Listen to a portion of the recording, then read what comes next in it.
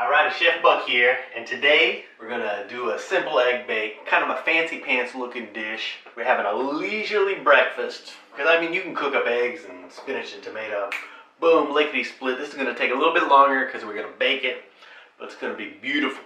Well, we're going to saute up a few ingredients, so I'm just using some coconut oil. Use whatever kind of oil you like. I'm gonna use green onions for this recipe, and I'm just going to saute up the white part of the onion. So get those cut up in there, and then I'm going to reserve the green tops. We'll just put our onions in here. Boom, boom. Give my onions just a couple minute head start there. I'm going to chop up the green onion tops, and we'll add these later in the dish, and we'll also save some for a garnish too. I'm going to throw in just a little bit of heat. You know, this is optional. I just got a few slices of pickled jalapeno, Japalino. So they're not quite as strong as raw. Well, it all depends, you know. That's true. Sometimes you get a raw jalapeno and it's not too bad, and sometimes it just kicks your butt. Starting to smell good. I got some minced garlic right here. Not minced, finely chopped. Garlic, garlic. Now for seasoning, it's going to keep it very simple. Just a little bit of salt and a little bit of pepper. And then I'm going to throw in some Italian seasoning. So I'm using about a teaspoon. Just rub it in there and start to release those flavors a little bit. So all told, we're just sauteing this for about 2 to 3 minutes. You know, you just want to make sure you don't burn your garlic. Although occasionally I do burn my garlic, and it's not the end of the world. Now I'm going to put some chopped tomatoes in here. This is about 1.5 cups. I got 2 Roma tomatoes. Use whatever kind of tomatoes you like. Could you use drained canned tomatoes? You know, I wouldn't use canned tomatoes for this dish. I like using fresh tomatoes, because we're not going to cook it that long. We're not going to bake it for that long, and we're not going to saute it up here for too long either. Basically, we're just going to heat the tomatoes through. In fact, since it's such a good amount of tomatoes, I'm going to throw a little bit more salt in here. But again, salt and pepper is to taste, so follow your heart. So I got my tomato mixed up with these flavors, and now I'm going to go ahead and add in a bunch of spinach. This is like 2 cups of spinach. You know, just figure like 1 Roma tomato and 1 cup of spinach per person if you're making separate little ramekins.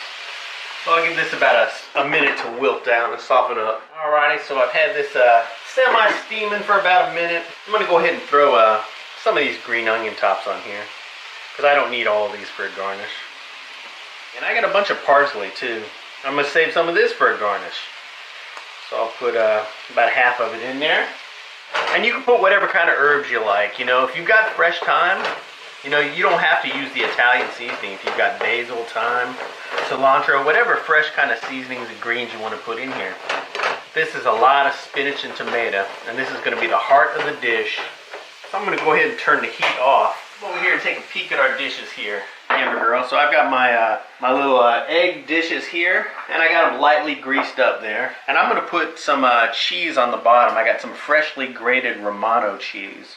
But I'm going to put a little bit of cheese on the bottom, and I'm going to put a little cheese on the top and make it super cheesy. Because you're a cheesy kind of guy. That's right. I'm a super cheesy guy. Now I'm going to take my sauteed ingredients here, and I'm going to split it between these two. So I'll put half of it in one and half of it in the other. Very pretty. Yeah, that's why I like to use a lot of spinach and tomato with this here. I like to have lots of this green and red. Alright, so I'm going to spread this out, kind of flatten it out a little bit. It smells so good. Well, you know, it's that Italian seasoning and that little bit of garlic.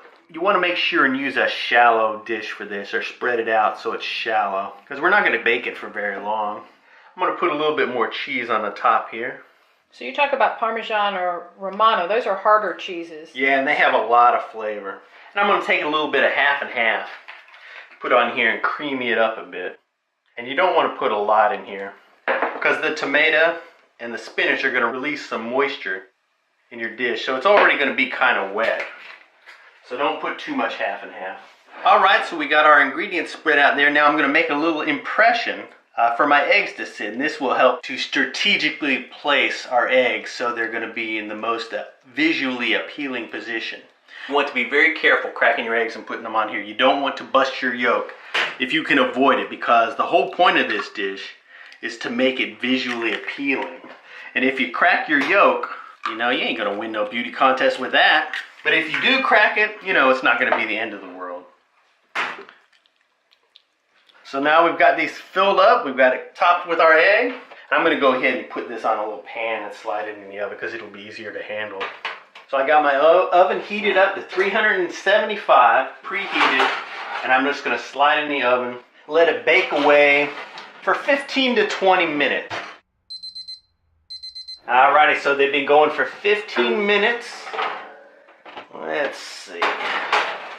Ooh, creamy yolk. Yeah, looking bueno.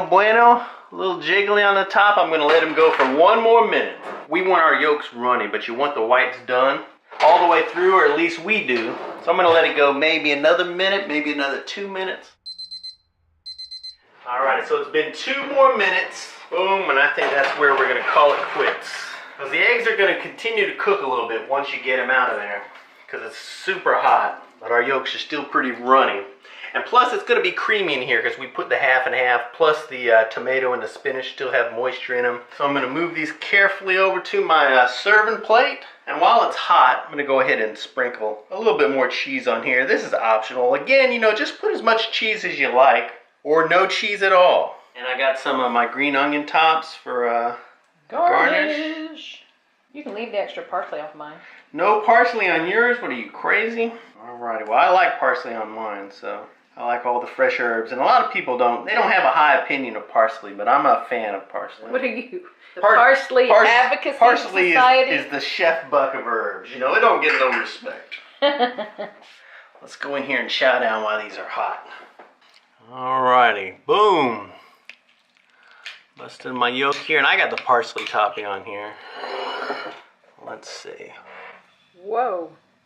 Whoa, it's just a spoonful. Or 2 or 3. I love this combo of spinach and tomato. You know, if your mother-in-law is coming over, this is what you want to make her. If you care about what she thinks, you know. Maybe you just want to make her plain burned scrambled eggs if you don't like your mother-in-law. This dish definitely doesn't last.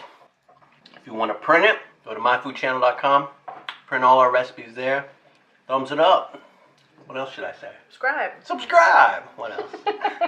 Thanks for watching, and we'll see you in the future. Bye-bye. Mine's all gone. Well, don't come looking over here. I'm about to put the camera down. You ain't I'll getting it. bake me another one, mother humper.